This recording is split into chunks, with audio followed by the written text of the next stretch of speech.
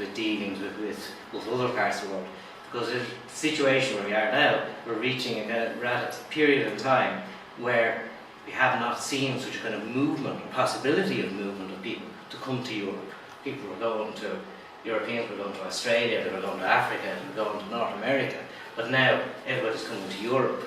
And part of that is because it's safe and it's secure, because of our European Union and giving us that stability, but also it's affluent, and there is, compared to other parts of the world, a great chance to do that. So we can't see it as a closed-in Europe, and we have to be able to say, well, people will want to come, and if you don't want people coming, well then you got to say, well, it's good to stay where you are. So you have to be able to, if you like, expand this Commonwealth principle, or threefold principle, into all your dealings globally, but not impose it. Yeah. Because you can't say this is the way to do it. You just have to, hold your principles. So you can't basically say, well, we want a fair wage for everybody in Europe, but we'll take the slavery, products of slavery from China, because it keeps us in Yeah, but that's outside the European orbit. If you're talking about Europe, the European orbit itself, when I look at the current situation, issues that there may be, I cannot see anything that's better. We're now in internet age, whereby right here and right now, and on that video, you can see that I saw your Manchester video the other night. Manchester.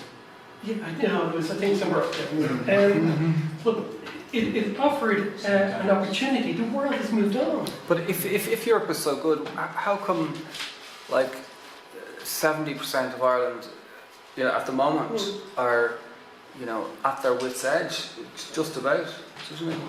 And in Greece. Like,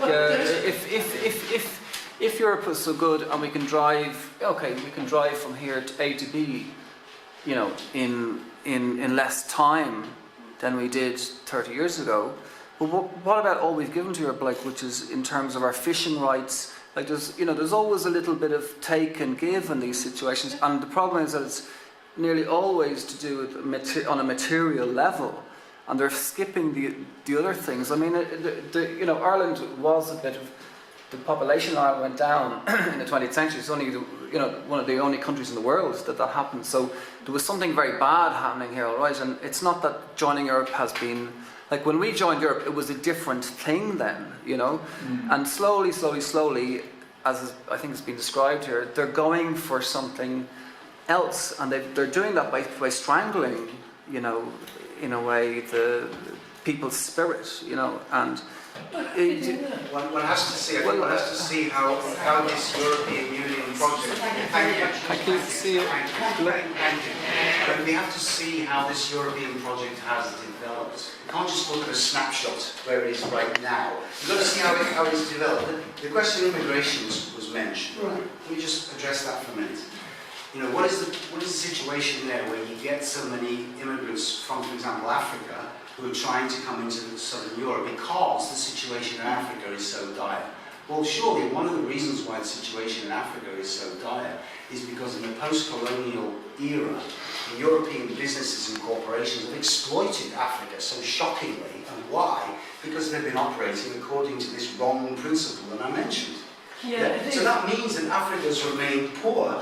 Africa has been robbed blind of its resources. So naturally the African, take Nigeria for example, incredibly rich country potentially, and they don't benefit from that. The elites benefit, and then Western corporations enable the elites to benefit, but those benefits don't come to the population. So it's natural and understandable that people would seek to escape from that to somewhere where they feel is better, but that's not really the solution, because actually they don't really want anybody in a certain sense. Did the Irish want to go to America? Yeah, no, we did. In the 19th century? But there's a slightly further point than that, and that is that in terms of, that's in Nigeria, that's down to the Nigerian, to the government down there, the governance of Nigeria, as to the way that it is managed.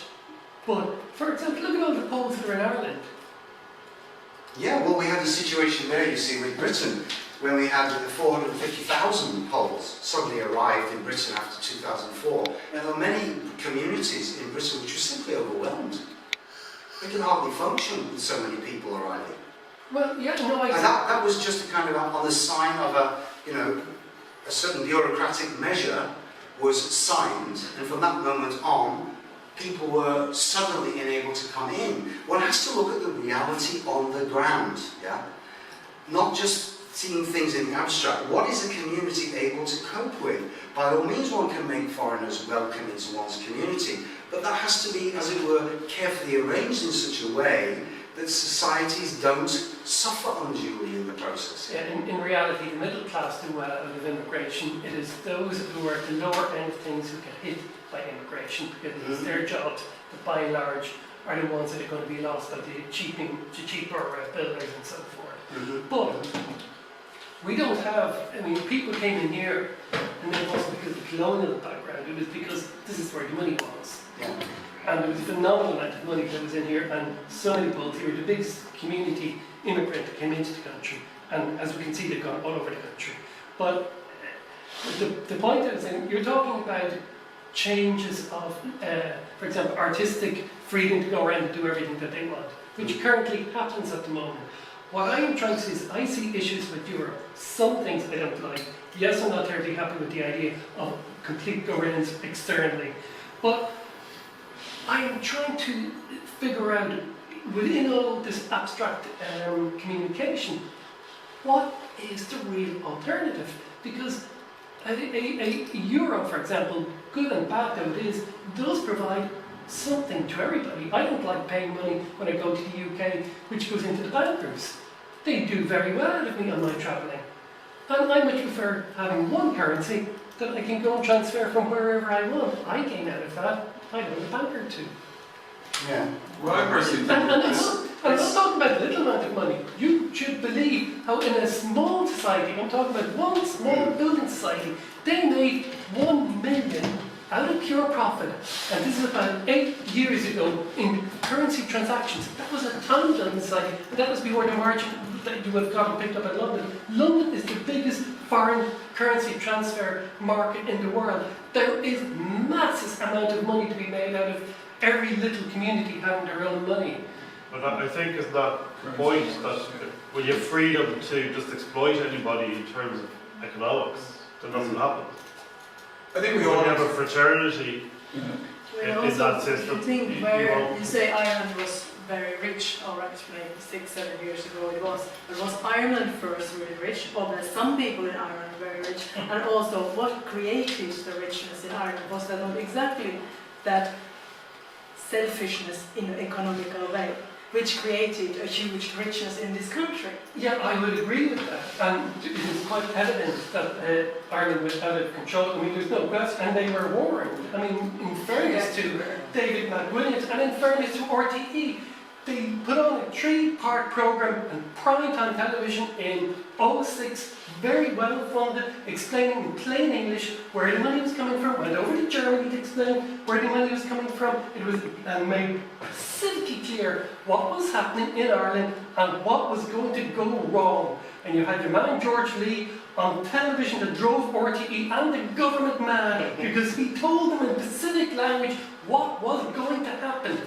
And it did happen, and the government hated him for doing it, because he changed the budget and caused trouble. So it is not that people didn't get warnings, they got explicit warning, prime time warnings. They didn't want to hear, because what you're missing in all of this is that what drives people is economic well-being. For who? For them, perceived to be a lot of But exactly the point is we didn't react because, and we have to become more responsible because we keep looking to Europe, it's like we were talking earlier, people, if the Mediterraneans are still looking to some kind of Caesar, or the Chinese look to the Emperor, I think we need to come of age, so we need to, I'm not saying this is the solution, because the solution is going to take ages and it's complicated, but if we start locally, and if we take responsibility, then I think that's the only way we can begin. If we keep looking to parties are going to save me, Europe's going to save me. I'm sorry, this is in no way evolution of any sort for humanity, for the individual. Oh, someone else is going to save me. Now, I'm not saying it's obviously clearly hugely complex. We live in a complex society, but we have to begin somewhere. And I think locally is it's the sphere of influence, and if we can begin there, then we can do something. And it really means, I believe, simplifying life. And as Ray was talking about earlier, maybe this notion of wages, how we trade. Clearly something new has to happen. Look into Europe. Sorry, no. Look into the elites, the people with power. No, there has to be some kind of revolution with people locally. Yeah, but look at you talk in abstract. No, there's nothing abstract. Absolutely Give not. me a prime example. Tell me how people can change their lives. I'll tell you how. Like people can first of all, very simply, decide on two things: is I desire something or I need something. Do you know what I mean? Like what is the point in having things? There isn't a point. Well then what are you talking about? No, I'm asking you something very simple. Yes, Like if people's needs are actually quite simple in Yes. society, and yet you had Irish people not even buying one house or two houses, but an apartment as well. You know what I mean? So people are very confused about what they need and what they desire. So your wants. Just Terry, I think you need to explain what the threefold social organisation, how that's what this talk is about. How what? Threefold organisation, how that answers these questions. No, I don't think it answers this gentleman's question at all, because this gentleman's question, to my way of thinking, doesn't, in a sense, to me, as it were, you were saying this, in a certain sense, is stuck in a previous time. But when I'm listening to what you're saying, it seems to me that what you're saying is really still focused on the interest of the individual.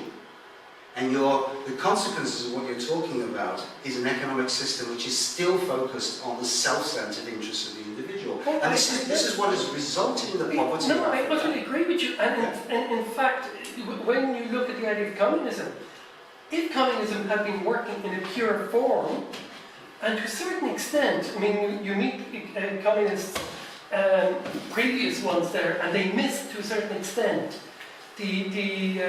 the world that they lived in over there because of the clarity that they had about. They might grumble and so forth, but there wasn't the massive amount of greed that they see, let's say, in Russia at the moment. And the amount of abuses that go on over there. There was a greater clarity. They were poorer and they had an awful lot less choice. But to a certain extent, there was a far more pure in terms of they might have drank a lot more, they still do, but they looked to artistic things. They also looked to a more community-based things for their entertainment and so forth. But you also still had in the background, which they were aware of in certain cases, the material element that was coming in from Europe. And if you could have a communist type system, the whole world would be better off, because you end up, I am not talking about a top-down, I'm talking about taking the money element out of it. That money is the key to all of this, but you need everybody to turn around and decide, okay, it must be based on fairness. The only thing that matters in life with people is justice. The idea that this guy over here is working terribly hard, and this guy over here who has got the talent, does half the amount of work, and he turns around and he says, that's not fair. But if you have a pure, and this is the key to human beings, is the justice system. I'm not talking about the top-down justice system, the community system that says, based on fairness, that they perceive to see fairness and they live within fairness. And once they see that, they are largely happy. You're talking there basically about rights and responsibilities. Fairness and justice is the area of rights and responsibilities. Yes, but actually that comes from within the community. Sorry? It comes from within the community. It's not a case of, God knows how many times within my working environment I see people going off moaning about something to somebody else, going up to get parity, be it rights or whatever, when it really ought to be dealt by that person, telling the person causing the problem, this is not acceptable. Well, it's a long time since I've heard somebody so eloquently defend the system of communism or return to communism in Europe. When I remember what happened in the Ukraine in the 1930s and how many millions died because of the state-sponsored famine, which was developed there as a system of policy. I don't think this is really the way forward. No. I think it's very difficult to talk about these things without using new terms. We need new things. Yeah. Maybe we have, when this man says communism, I don't think he means that communism. He's probably talking about communism that we don't even know exactly. The gentleman did refer to Sure. pure communism, Yeah. you see. In a modern economy, Yeah, what but on that wasn't earth pure is pure communism. communism? Yeah, but that wasn't pure communism over Yeah, there. but what is, you see, I mean, for example, you mentioned, for example, to Barry that he was saying something abstract. But what is pure communism? What does that mean? Isn't that an abstraction in a modern context? If I was to perceive pure communism, it is a community of people together deciding on not so much on a money-based system, but on a needs-based system. Mhm. And that is what it's about. What you're talking about over there, it was a takeoff, a version of communism. You know, what Stalin did, God knows how many millions were starved out. But earlier you were defending the European Union, which Yes, I am. isn't a community-based system. It's a system of elite, a small group of elites issuing dictates for Yeah. millions of people. Yeah, You seem to be That's confused. what you're saying. Are you not confused in your What thinking? you described there wasn't actually, of course, what came out of communism, but what he described there was actually what we all agree that the society should be. Yeah, of course, yeah. But like, Sorry, can you just get back to basically agreeing. Perhaps some people who haven't spoken would like to say something. yeah. Is why you're talking about the threefold Commonwealth of Europe, so that we don't get caught up with America against China. Yeah. Is that why we start there? Is that why you're thinking of that? Yeah, I mean, you see, if we're thinking globally today, if we're really thinking globally, then one of the realities we're dealing with is this emerging problem. Just as we had in the 20th century, we had the emerging problem of this East-West absurdity, which resulted in the Cold War. Yeah? We now have a growing emerging problem of a new bipolarity. And that's going to be America versus China. And Europe will be dragged to America. It won't be the European Union, sir. It will be the merger of the European Union with America. That is what is coming, unless we wake up to that. And that will be turned against Asia in a conflict far greater than happened in the 20th century. Far greater, far worse. And that's what we have to be on our guard against. So I'm saying that Europe has to, as it were, ask itself, what can it do in the world as a being, as a community of Europeans? And I tried to show earlier that Europe traditionally has been a threefold community historically. More collectivist in the East, more individual in the West, a kind of balance in the middle. So we have a kind of threefold sense in Europe. Yeah? And if you look at America, which again, speaking generally, I realise, but is a very individualistic culture, which tends to be focused more on the individual, obviously China, in a more collective sense, how can Europe help these two poles relate to each other? At the moment, they don't. Think of the millions of dollars the Americans have spent in universities and everywhere to understand Chinese culture. Do they still understand Chinese culture? No, they don't. The governments are still doing this. Yeah? How can they find the balance between these two? Because otherwise they're just going to fall into war and conflict again. I'm saying that Europe has a role to play here, but it cannot play that role if Europe becomes a fist. And that's what the EU is becoming. And that's why I'm suggesting to you, if you look at the evolution of the European project and see how it has changed from the late 1940s to what it has become today and the direction of travel in which it's going, then I think we'll see that it's becoming, in fact, increasingly centralised and totalitarian. That's not even to mention surveillance, the technological issues, which affect us right across the advanced world. Yeah. Sorry, Sean. I just wanted to just see if you could clarify, because people have just been mentioning the idea of needs and desires. And I think needs and desires, to me, seem to be something that are inherent in the human individual anyway. Yeah. That it needs exist within a certain stream, a certain area of the threefold system, in other words, economics. Desires are something that exists possibly in the cultural sphere. Well, I don't know. I mean, that's a very good question. Thank you. Needs. Well, people have been mentioning needs here, and to me, what they mean by needs are economic needs. Well, that's partly because, again, we're, as I tried to say, we're living in a region of history, a time of history, where economics is what is really developing. We had the time when religion and society spirituality was dominant. We had the time when politics was dominant.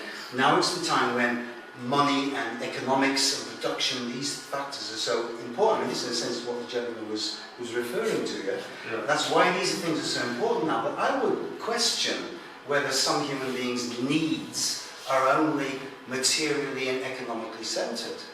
Well, Some people can have their real needs in life in a completely different part of their being. They can put up with very simple material needs. But I their needs think- are elsewhere. Yeah, I think that's what people maybe mean by desires here. Right, yeah. Need beyond material. So Yes, yes, something yes. they desire and they work towards to fulfill their potential. Yes, exactly. And they're something that, you know, are inherent. If you just go to needs, basic needs, and economic needs, then what are we? We're really just machines. That Right, if needs are defined in that way, yeah. Terry, where do you see the unfolding of the threefold idea coming? You mentioned, I think in the UK, you know, this idea of the academies and Yes, leaving the, you know, this idea of the culture here being free. yeah. But that's from the political sphere. So where do you see the unfolding? I mean, do you think these political parties, I think Barry mentioned this about political parties, you know, they've kind of already had their day in some sense. So are we going to look for voting in a party who will, yes, let's bring in the threefold social idea? You know, so where does it come from? Where do you see that unfolding? Well, it comes from individual consciousness and conscience. It means, for example, as I said, you know, that each one of us is a political agent, but for most of us that can only be when we, when we go and vote. But that's not enough, you know. That's what we've been sort of shunted into by our political forms in society. But as I said before, you know, how much time do you give to thinking about possibilities of other political forms? How much time do any of us give to those things? Yeah? But perhaps we should. We should do it. And if more of us actually start thinking in these directions, it's just a question of where are you putting your consciousness, you see? And so I take heart from the fact that on the one hand, people are getting more and more fed up with the political parties and realising the parties are not achieving much. But we're still not really thinking about, in our various venues, whether it's the local press, the local radio, or whatever it is, we're not thinking enough about, well, what could be in the place of political parties if it's not only dictatorship? Yeah? And that's why we've got to start thinking about challenging these basic axioms of thought which underlie so many of the things we do. That is because it's all content of sameness. Sorry? It's all content of sameness. It all comes down to sameness. Sameness, yes. Yeah, well, the parties end up doing the same thing and saying the same things. Yeah.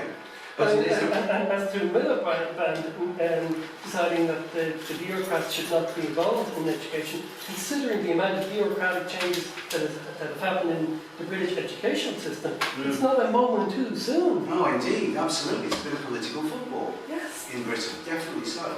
Yeah. But what I'm saying is that when you see something that's going in a direction, as I would see it, in a threefold direction, I was saying, well, one has to find a way to support that.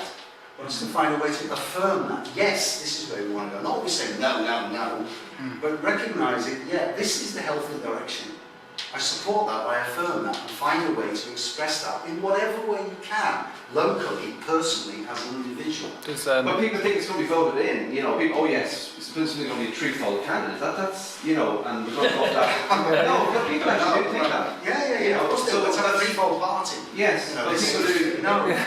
But then democracy itself as a tool, it's called into question how it's been used to you know, and obviously the Americans love talking about democracy, but it's not, you know, people are at all, but it's imperialism. Of course. And so the next step, you know, is well, how can we make the European Parliament in Strasbourg more efficient?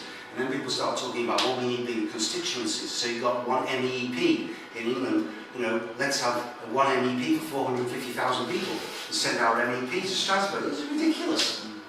One MEP for 450,000 people, for example, for one constituency. Because that's still thinking in the same way as the nation state.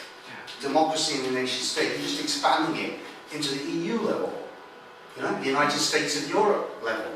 This is not going to achieve anything because we already know that it doesn't work on the national level. Just maybe one positive. I don't know if people are aware of crowdfunding. Have you ever heard of that? Yeah. It's Kickstarter. yeah. Lots of things like that Yeah. happening. Yes. There's Which an is organisation in our group which in Ireland now which are called claiming our future. Oh yeah. And they're a non-political group. Yes. They come and meet, the idea is that they're not politically aligned, but there are people who come to discuss, like, where should we be going, what should economic policies, what kind of future do we want for our country, and therefore leading on. And there's lots of community gardening and community networking things, which we didn't see 15 years ago in Ireland. Yeah. There's a lot more, and I suppose it's replacing other forms of 'Cause community needs. The idea of funding, yeah, it's like you're saying, like funding, let's say and it is very often a creative project someone has, or, like a book, they can get funding where they're not going to a bank for money. They're just putting an idea out there for people, and if they like it, but the point is they are getting something back for it. It's a small thing, it's a gesture, but it's an interesting new idea because it's only come around. I'm only aware of it in the last year or two, and it involves in an economic sphere, it involves cooperation and a sort of a sense of brotherhood, which is a small maybe step. And if people did that in a community, imagine someone moved into a community and 2,000 people funded their house, for example, and he didn't go to a bank. So then everyone had a little stake in that person, coming. I mean, it would be hard to organise, of course, but it's not. Actually formed with the original building society. Yeah. movement, Yeah, in which it and was a community financing each other's houses. And I suppose credit unions have an element of that as well, where Yes, they it's do. not. You see that original building society or mutual aid, the origins of that lie in Christian morality back in the Middle Ages. And as that gradually faded out, then you're left with this self-centred, new in inverted commas, self-centred economic motive, right? And so gradually we see, I don't know how that is in Ireland, but in England, these mutual societies and buildings, so they gradually faded away. They've been destroyed over here. Yeah. Apart from the credit union, they're still very important within the community. But, So in other words, we need to look for these new movements. Ray's just mentioned one, right? Where that wouldn't have been possible in Steiner's time, because the technical means didn't exist. Yeah. Through the internet for people to connect in those kind of ways, on that sort of level, or even at that sort of speed and pace. These things are becoming possible now. But It's just a question of recognising. Sorry, what's- we just need to finish up. All right, maybe one last question then.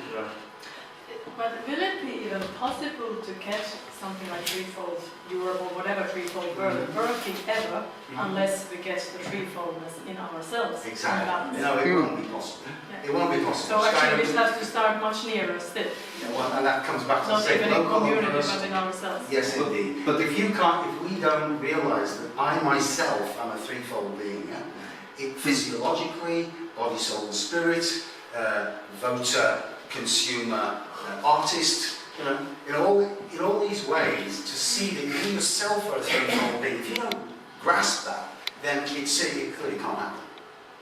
Definitely. So I think it's the case that people who are grasping that idea to come together and then encourage others. Yes, But to recognise in the sense that it is actually slowly happening. It's been happening for 5,000 years.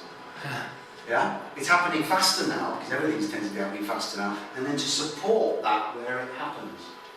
The positive is that we're in a Steiner kindergarten, which does work in this threefold idea, and it's the fastest growing school movement in the world, so we would have to say a positive show. We're all here tonight. Thank you very much for coming.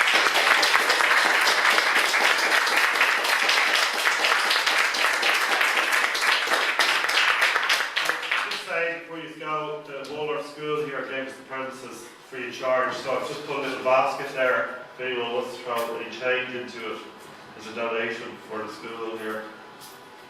To build threefolding. I'll leave this here.